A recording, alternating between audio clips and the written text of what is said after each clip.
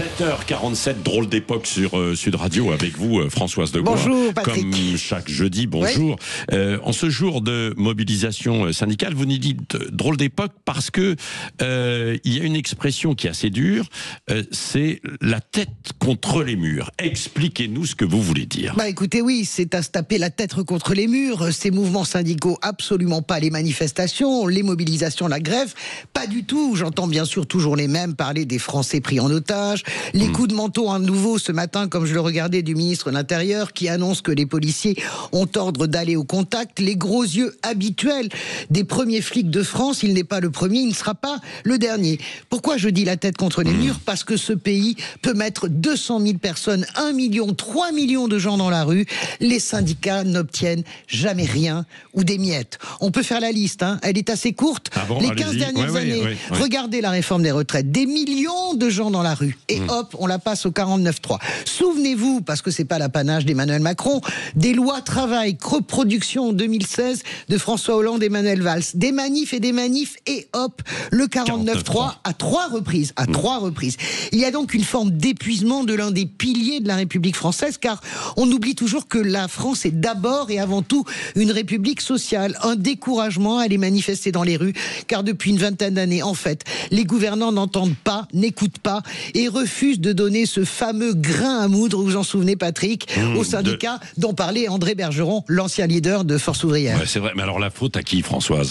Il est de bon ton de dire que les syndicats français sont indécrottables. Si seulement ils étaient comme les syndicats d'Europe du Nord, des syndicats matures, eux, et qui passent des compromis. Eh bien moi, je veux casser ce matin la tête à cette idée reçue. Pour négocier, il faut être deux. Pour passer des compromis, il faut être deux. Quand vous avez en face de vous, comme depuis 8 ans, sous le règne d'Emmanuel Macron, ou 2 ans quand Manuel Valls était à Matignon, des dirigeants politiques qui promènent littéralement le chien, se moquent de vos revendications, multiplient les réunions pour enterrer ces revendications, ne veulent pas bouger un iota de leur position. Qu'avez-vous donc à négocier? Rien. Et je parle même pas de la CGT qui est considérée comme radicale. La CFDT vous le dit. Laurent Berger, Marie-Lise Léon sont des gens raisonnables. Eh bien, ils vous disent on ne peut plus avancer sur le champ de la négociation sociale. Voilà un Premier ministre aujourd'hui, Sébastien Lecornu, qui va affronter la colère de la rue.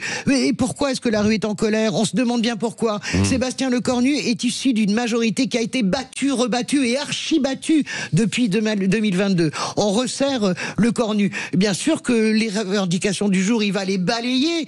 Il va les balayer évidemment comme ses prédécesseurs, évidemment comme Bayrou, évidemment comme Édouard Philippe, évidemment comme Manuel Valls. Il va les balayer. Pourquoi? Parce que tous les canaux institutionnels, les canaux de régulation sociale sont irrémédiablement bouchés depuis des années. Ils sont bouchés. Je dis pas que les dirigeants sont bouchés, mais je suis pas loin. Non mais Patrick, sérieusement, je ne suis pas loin de le dire. Et gauche, droite confondue. Excusez-moi, je mets tout le monde dedans. Résultat, quand vous bouchez la rivière sociale, elle sort de son lit. Et ça donne quoi? Les gilets jaunes et l'idée malsaine quand même, Patrick. Et qui consiste à penser qu'on obtient tout en cassant l'arc de triomphe. C'est ça le sujet. Donc oui, aujourd'hui, c'est la tête contre les murs, mais ces revendications ont une vertu première, canaliser aussi un peu la colère des Français. Jusqu'à quand? Bon, vous revenez tout à l'heure à 8h30, on en reparlera. Elisabeth ne sera pas d'accord avec ça. Je pense qu'elle ne sera pas d'accord. Je le sais déjà.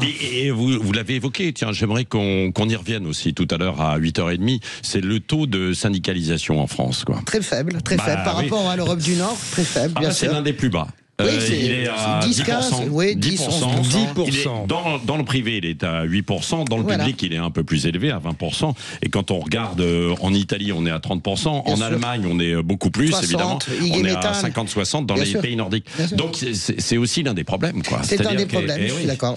Jean-François Achilly, vous l'avez entendu. Votre invité politique tout à l'heure à 8h15. C'est à 8h15 maintenant, notre invité politique, bien sûr. Sébastien Chenu, député RN du Nord, qui est vice-président du Rassemblement national. Nous nous poserons la question, est-ce que le RN, qui est un parti qui souhaite l'ordre républicain, soutient ces journées de mobilisation où le peuple descend dans la rue?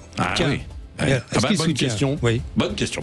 Réponse tout à l'heure à 8h15, mon cher Jean-François Achilly. Dans un instant, ils ont toujours raison, les chevaliers du fiel.